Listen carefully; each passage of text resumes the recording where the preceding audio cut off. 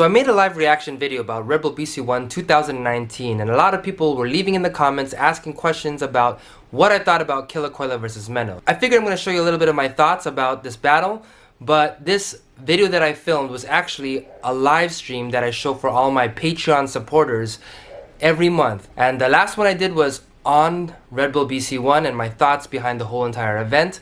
Now remember, it's private, it's just a live stream, but I'm editing this footage just so you can see a little bit of what I thought about it. I don't like to do a full battle analysis on events that I'm not actually there to see live, because you have to take into account so many things like the atmosphere, the energy, the people, the facial reactions, a lot of things. So with that said, these are my honest thoughts on the battle between Menno and Killer Koila. It's not super detailed, it's just basically what I felt about that battle as a whole. Alright, so check it out.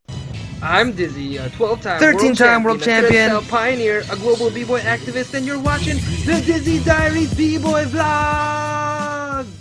The last battle was against Killer Koila and Menno, right? And that was a really awesome battle. And if you look at it, like, it looks like Killer Koila probably edged it out in the first 3 rounds, right? Like, he just had so much flow. Actually, we can watch it together.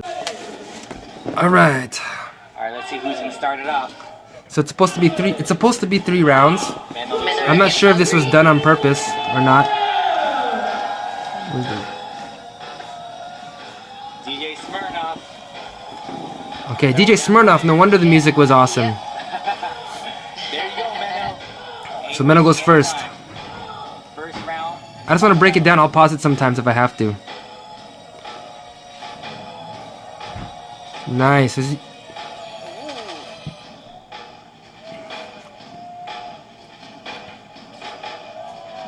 Details. See, he's doing patterns. Like, he's showing like continuous different patterns, which is why it looks so awesome. And he's using so many different, like, he just moves so abstract in the way he moves, you know? Like, flow is crazy. Like, it doesn't look like he doesn't know what he's doing. It looks like he's freestyling and flowing, but he knows exactly what he's doing.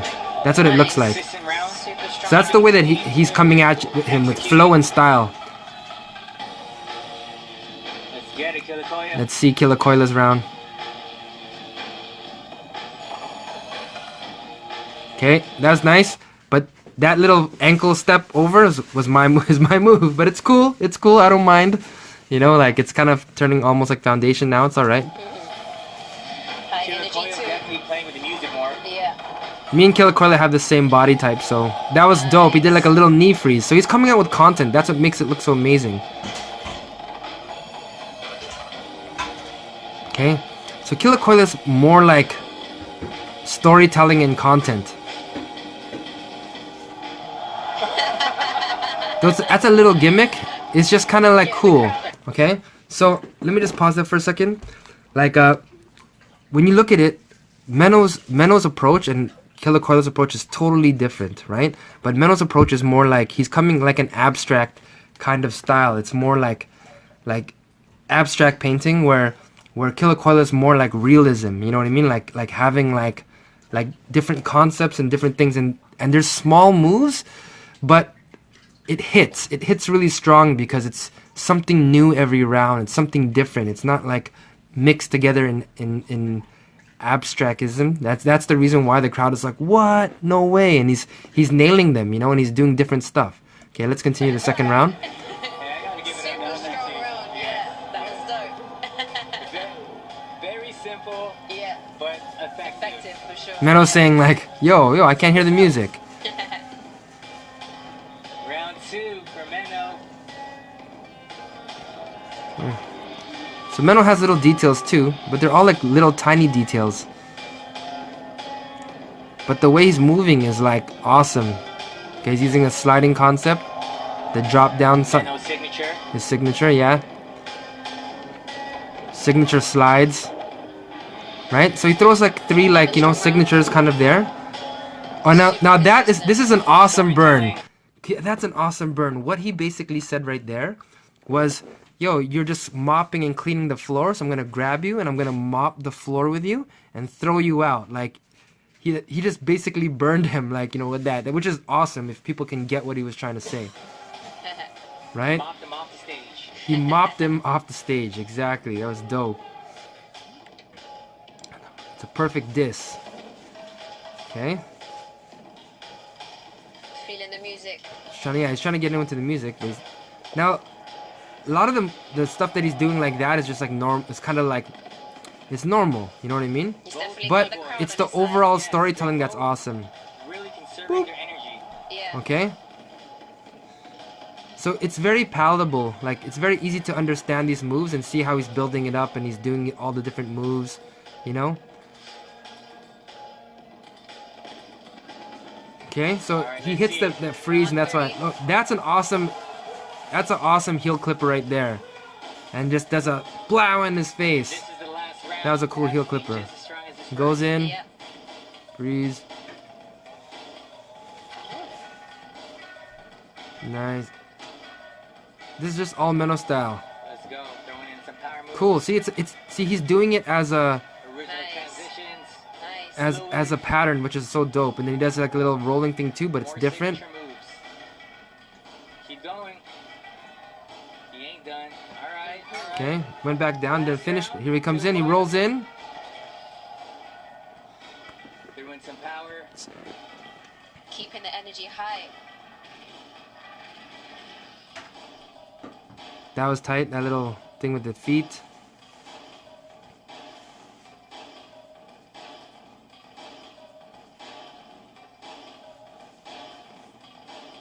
We'd have to end it strong right here.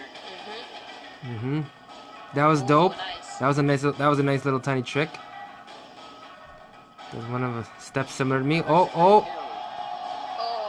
Oh, that was a dope ending. Like, he comes out with good moves, like moves like that to be able to attack him with. That's dope. And people love it. Now, like, Menno goes in again. He's like, so what? One more round. One more Hey. round. And Menno's just like asking him to come out again. See, that moment right there kind of made him seem like, yo, so what? Like, you know, like he's more hungry. So some people would like it, but it also shows a bit of like, oh, in another way, it also makes it seem like he's like not confident. That's why he had to go in again. So it kind of plays both ways. But what was so dope about this moment is the fact that Menno did that in the first place, to be like, man, I don't want to be, you don't have to just 3 rounds. I can go again, right? And he's just like, come on, right? But Killer Koila did go again, and that blew it up. That was amazing. Okay, that was freaking awesome. Look at it. Let's check it out. And everyone's going nuts, okay? And he goes in. He's coming in. Does he have more moves? And he hits a freeze. And he's like, what? So what? So what? But Menno's like, yeah? Yeah? Okay. So Menno's gonna come in again. Keep it going. Keep it going. Menno's, yo, this is awesome. This is freaking awesome. Menno goes again. Okay? And he still has material. Still has more material. This is what's impressive. Okay. Now it looks like he kind of like doesn't really hit that roll back onto his head thing, but it's okay. But he rolls back on his head and then starts walking forward. What an amazing response that was right there.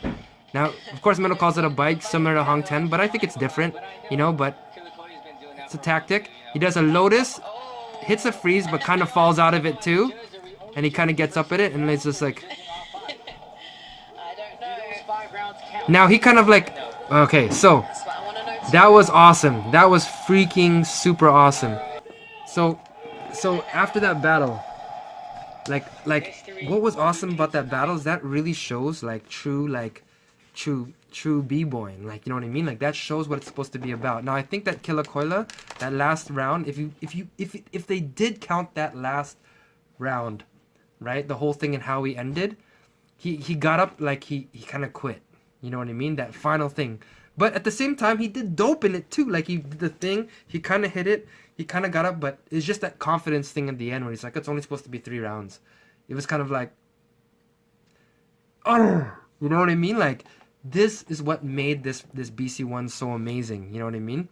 Like, it was awesome. So that my overall perspective of this is that this is good for breaking. You know, and Menno like winning with style, I think that would make a lot more people think that they can, you know, that they should make their own style. I think that people should think about it as this, like, yeah, people should come out with their own style. Like, in the end, style has won over technique. You know what I mean? And to me, In some sense, I think that that's a good thing. That's an amazing thing. This is what's showing to the world. This is what people are seeing out there. At the same time, I know that style can't always be everything. It's a part of it. It's a big part of it. But there are other things. I'm a style guy. I'm definitely a style guy. I like style above everything. And if I only just did my style and I would win just with that, I would think, I would be happy because I'm like winning all these battles. I'm just doing my style and I'm showing, this is me, my footwork, my steps, my content, my concepts. But I know that it's not fair. But we're at a point right now, a lot of the OGs, they want to hold on to that, you know what I mean? And they want to say, yeah, style should be everything. And I do agree, style is everything to whoever it means everything to, but we have to also account for all the other things. Anyways, you guys have any questions so far? This is my overall thoughts about Red Bull BC1. I thought it was great. I thought it was amazing this year. Now, of course, people are going to be wondering why somebody won, why not. There's always going to be people talking about robberies and this and that. And, and in the end, you just... it's a hard job on the judges. You want to try to make it seem not so biased, you know what I mean, as best you can. I think that style works for some people, like Menno, because Menno can just continually do style and stuff like that. Killa Koila had content and good storytelling, and in the end, he's the one who won everybody because no one does it like the way Killa Koila is doing it now. They used to do that back in the day, but and that's why he's killing it now because he's doing how people battled in the 90s, early 2000s. But just the longer rounds on a big stage. And which is why I think that this kind of perspective is coming back into breaking. I felt like, after watching BC1 this year, I felt like originality is coming back. There's a lot more originality. I'm seeing a lot more different ideas and concepts and things. And it's just great. It's just awesome. So that's my perspective. Yeah, in the end, this really matters on so many factors. And you just have to, the best B-boys are the ones who know how to control those factors. It's just really, my suggestion is to look back always at how people did things before. Continually open your mind. Never set your mind directly on this is exactly how it's got to be, because every time we do that, we tend to run into a wall and say, oh, no, it can't just be about that, because what about this? And then things keep changing, So most people, they look at it like, who's winning right now? Okay, Menno, we're all gonna break like that, but then we hit a point where you're like, okay, wait a minute, you can't, and there's always gonna be an answer to break the current mold of what b-boying's supposed to be like. And I think Killa Koila did a really good job this year of showing, yeah, man, you can finish with sets, you can finish with moves like that and stuff. You can break like the way he breaks. So yeah, that's pretty much it.